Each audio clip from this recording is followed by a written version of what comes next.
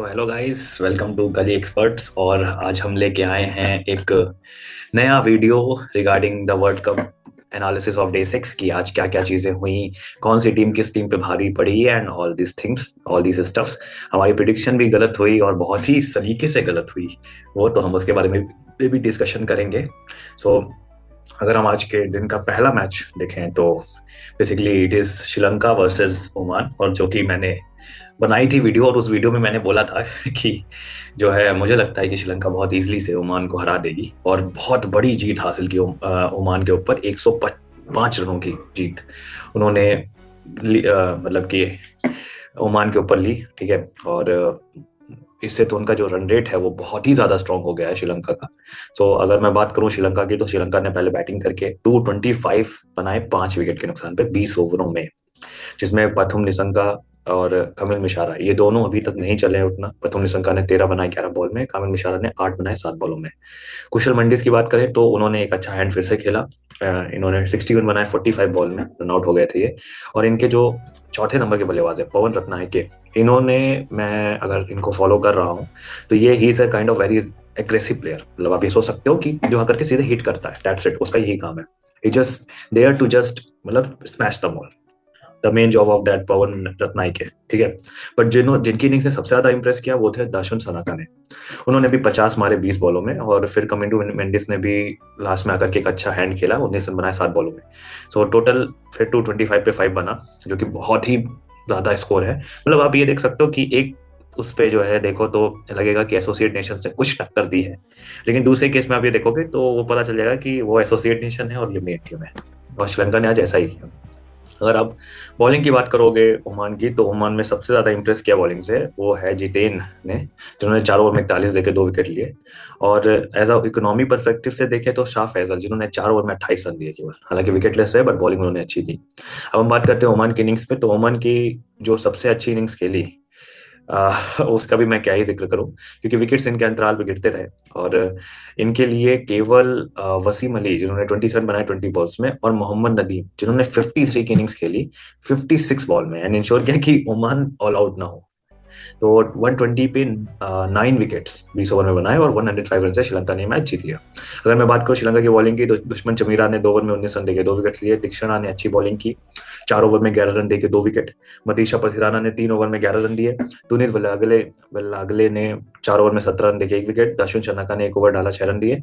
दूषण हिमंता ये थोड़े से महंगे साबित हुए, 4 ओवर में 45 रन देके 1 विकेट। और कमिंडू मेंडिस 2 ओवर में 10 रन देके 1 विकेट। तो ये पूरा लेखा जोखा था इस पूरे टीम का।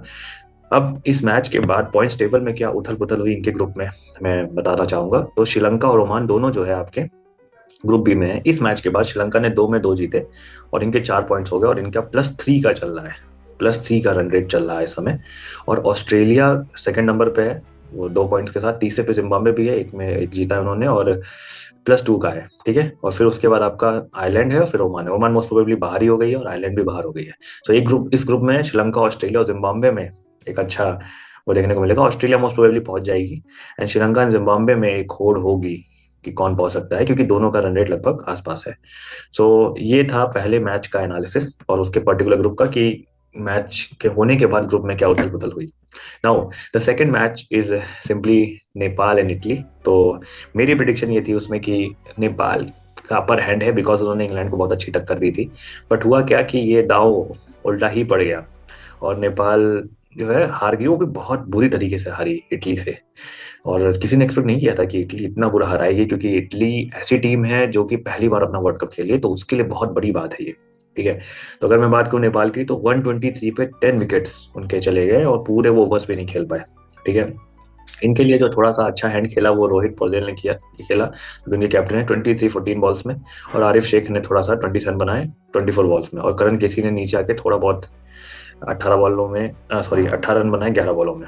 ठीक है, अगर आप बॉलिंग की बात करो इटली की, तो सबसे जो महत्वपूर्ण बॉलिंग की वो थी बेन मेनेंटी की, बी मेनेंटी, जो कि मैंने बताया था कि बिग बैश लीग खेलते हैं सिडनी सिक्सर्स से। उनका फिर से उन्होंने अपने एक्सपीरियंस को यहाँ लगाया, और 4 ओवर में 9 रन दिए और 2 विकेट्स निकाले। ठीक है, तो उनके बदौलत, और कृष्ण ने भी 4 ओवर में 18 रन देके 3 विकेट्स निकाले। और आप बात करोगे तो ऐसी बॉलिंग थी, मतलब इन्होंने बहुत जल्दी आउट कर दिया था। बैटिंग की बात करें तो वर्ल्ड कप में पहली बार ऐसा हो रहा है कि दो भाई मिलके बैटिंग को ओपन कर रहे हैं, जस्टिन मॉस्का और एंथनी मॉस्का, और दोनों ने ही भाई मैच खत्म कर दिया 12 ओवर में। मतलब नेपाल भी लाइक कि क्या बेइज्जती है, और इसमें हम क्या कर सकते हैं। ठीक है, तो एक तरफा मारा भाई इन्होंने, इन्होंने छोड़ा नहीं, एक तरफा मार दिया और खत्म कर दिया मैच, और मेरी प्रिडिक्शन को भी खत्म कर दिया।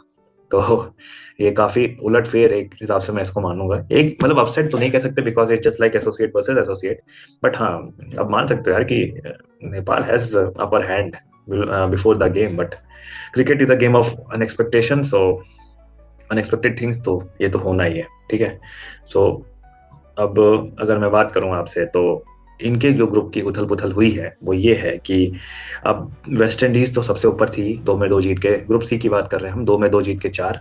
और स्कॉटलैंड की बात करें तो 2 में 1 इन्होंने जीता, 1 हारे हैं, और ये भी 2 पे है। इटली भी तीसरे पे है, 2 में 1 जीत के 1 हार के 2 पे है। और इंग्लैंड भी चौथे नंबर पे है क्योंकि इनका रन रेट कम है, तो 2 में 1 जीते हैं और केवल 2 पॉइंट्स लेके हैं। अब मुझे ऐसा लग रहा है, और नेपाल सबसे लास्ट में, तो नेपाल तो बाहर है। अब मुझे ऐसा लग रहा है कि अगर जैसे वेस्ट इंडीज ने इंग्लैंड को हरा दिया है, ठीक है, तो अब मुझे लग रहा है कि इस पर्टिकुलर ग्रुप में कॉन्टेस्ट कुछ ना कुछ हाई हो सकता है, कि स्कॉटलैंड और इंग्लैंड के बीच में जो मैच होगा उसका, जिस हिसाब से इंग्लैंड खेल रही है उस हिसाब से लग नहीं रहा है कि एक बहुत ही प्रॉमिसिंग टीम लग रही है। तो मे भी स्कॉटलैंड चौंका सकती है इंग्लैंड को, लेकिन अब फिर वही बात है कि देखना होगा, बट आई थिंक कि कुछ ना कुछ तो इस ग्रुप में होने वाला है। So let's see. आते हैं अब हमारे मैच नंबर 3 पे, जो कि अपनी team India versus man in blue versus Namibia थी, और जैसा एक्सपेक्टेशन था वैसा ही मैच हुआ। हालांकि इतनी अच्छी परफॉर्मेंस तो नहीं हुई इन पर्सपेक्टिव ऑफ बैटिंग, क्योंकि बैटिंग में जहां पे लग रहा था कि 240 स्कोर हो सकते हैं, वहां पे 209 ही बने, क्योंकि बहुत ज्यादा विकेट्स गिर गए थे। सो ईशान, अगर हम बात करें बैटिंग की, तो सबसे पहले ईशान किशन 61 बनाए 24 बॉल्स में। संजू सैमसन आज खेल रहे थे क्योंकि अभिषेक शर्मा को स्टमक पेन था, इसकी वजह से, तो संजू सैमसन ने भी एक तेज स्टार्ट दी, 22 बनाए 8 बॉलों में ही। फिर तिलक वर्मा 25-21 बॉल में, सूर्य कुमार यादव 12 बनाए उन्होंने 13 बॉलों में। और फिर उसके बाद अगर हम बात करें तो हार्दिक पांड्या ने बनाए 52 ऑफ 28 बॉल्स, जो कि सबसे बढ़िया परफॉर्मर थे इस पूरी टीम में, ये थे। और ईशान किशन और शिवम दुबे ने भी नीचे आके थोड़ा हैंड खेला और 23 बनाए 16 बॉल में।